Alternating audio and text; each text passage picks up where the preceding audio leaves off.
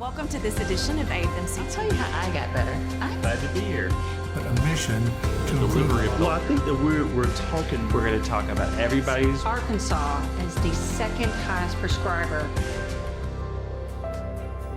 Welcome to AFMC TV. I'm Robin Ledbetter. Thank you for joining us. Today I have with me Patricia Fry, and she is the Associate State Director of Community Outreach and Engagement for AARP Arkansas. Patricia, thanks for being here. Thank you for having me today.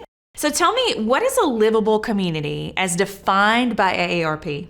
So I always tell people, just think about what it says, a livable communities. It's really how you define how you live as you continue to age. And so one of the things that AARP advocates for is housing that is comfortable, but also affordable, because you can think about how your income continues to change as you go up in age and as you move forward. You know, you may lose some income because you're no longer working, or you decrease your hours at work, whatever it may be, but you want to make sure that your housing is affordable in your community. The other thing is that we want to make sure people can get where they want to go when they want to go. We want to make sure they have access to public transportation. We want to make sure you have sidewalks in your community and that your communities are lit. You have parks that you can go and be with your family, your grandchildren, your friends, or your animals. But also, we want to include vibrant and safe public spaces. We want to ensure that you feel safe in your community. And so those things all pour into the bucket of a livable community. And does Arkansas have livable communities? I mean, are there certain pockets of the state that we're seeing that in? Arkansas is doing a great job, and they're really, particularly here in the city of Little Rock, they're really looking at their communities and what they have available. As you know, there's a huge plan that just rolled out by the city of Little Rock, and a lot of the communities here, they're taking a look at those neighborhoods. I know we were recently in Petaway with America Walks, and we did some work there in that neighborhood to ensure that traffic is slowing down a little bit so it's safe and that people can walk or the cars can safely travel throughout the neighborhood for pedestrians. But the city of Little Rock and all the surrounding communities across Arkansas are doing great jobs of taking a look at those communities. So yes. And you all have what's called a livability index. Tell us what that is. Yes, so the livability index can be found at aarp.org website, or you can actually Google livability index and just put in your city and state. And so basically what you'll find is that we looked at neighborhoods and communities across the U.S. and scored them based on services and amenities that they offer in their communities. And so you can go in and put in Little Rock or Fayetteville or Jonesboro or any of the cities across Arkansas, and you can pull up that score and then read information about how it was judged or how it was scored, and how they came up with that score based on amenities and opportunities and things of that nature in that community. Mm-hmm. So, and it's varied on, the scores are varied on sidewalks and transportation, all the things that you mentioned before. Yes. So what would you say comparatively, like nationwide, Arkansas has a pretty good livability index score? So. I think it really does. I recently looked at it, and it does change, but I think the score that's posted now is very comparable to cities across the United States, yes. Oh, that's interesting. We're doing a great job Doing here. something right. Yeah, we're doing something right. That's good. So what else does AARP have ahead for livable communities? You guys have some cool projects on the horizon. We do. And it's all about timing. So we're working on our schedule and our calendar now, and everything can be found on our website. But some of the things we're going to be working on is disaster services. And so we want to ensure that people of the 50-plus community, but anybody really, but particularly 50-plus because that's our target audience, that they understand how to prepare for disasters.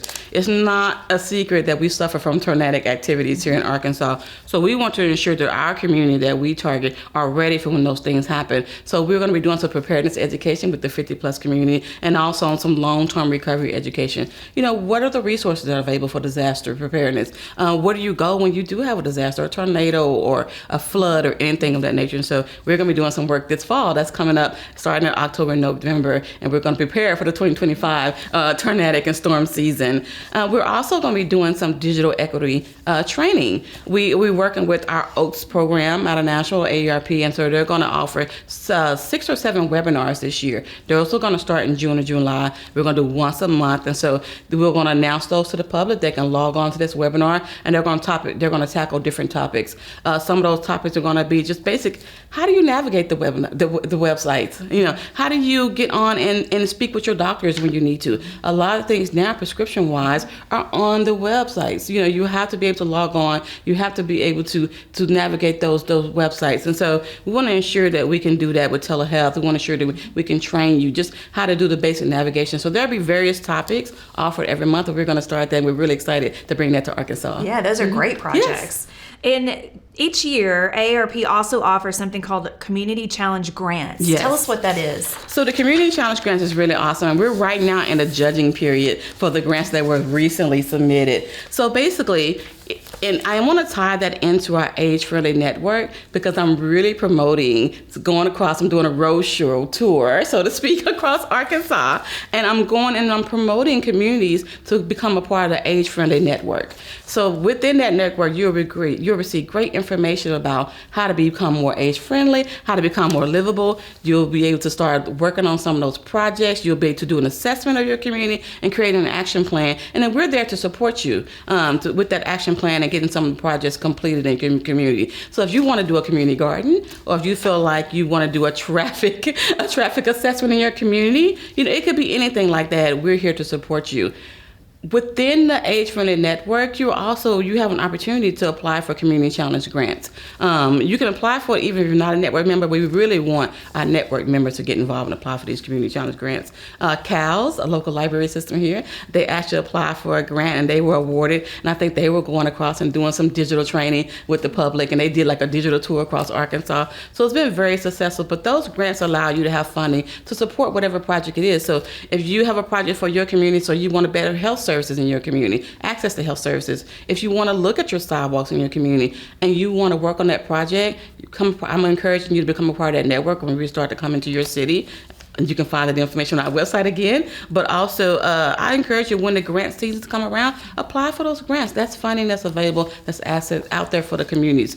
Mm-hmm. Well, it sounds like it's a wide array of types of things and projects. So it's maybe even the project that fits that community. Yes. There's not really a whole lot of that you could say no to in terms of how that is going to help that age demographic. Correct. And we get to submit about 10, I think, awardees that we want to nominate to receive funding every year. And so we're excited to do that this year, and we'll be doing it again next year. So we make the awards in the springtime. So this year, when you start to get the word, we'll start to get the word out. And when the public hears about that, please apply for those community challenge grants.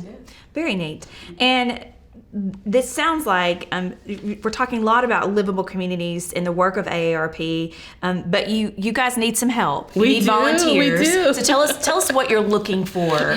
Yes, I have a huge mission. So my mission is to make the communities of Arkansas more livable. I can't do that alone. We're a very small office of 4 full-time staff members, and so we rely on volunteers. We have a great family of volunteers right now, but we need more people. And you don't have to be 50 plus. People think they do. We take volunteers of all ages because there's so many things that you can do, so many projects and events and activities, programs that you can support. We have veterans teams that people don't know a lot about. We have our community outreach team. We have communication volunteers. We have office volunteers. It takes a lot of people to do the work that we do. So we're looking for more volunteers. And so please, if you're looking for hours, if you're a student looking for service hours, if you're just looking to give back to your community, we encourage you to come and volunteer with AARP Arkansas. And your website, as you mentioned, has all types of resources from livable community information, volunteer, programming, all kinds of different things that you can find there. It does. And you can find all the information that I mentioned here today and more on our state's website. But you can also find the links to sign up to become a volunteer. Yes. Hey, Patricia, thank you. Thank you for talking about these unique grant opportunities and what Arkansas is doing right with livable communities. Thank you for having us, and I look forward to seeing people come and sign up. Yes, I hope you do. Thank you. And that's it for this episode of AFMC TV. Have a great day, and thanks for watching.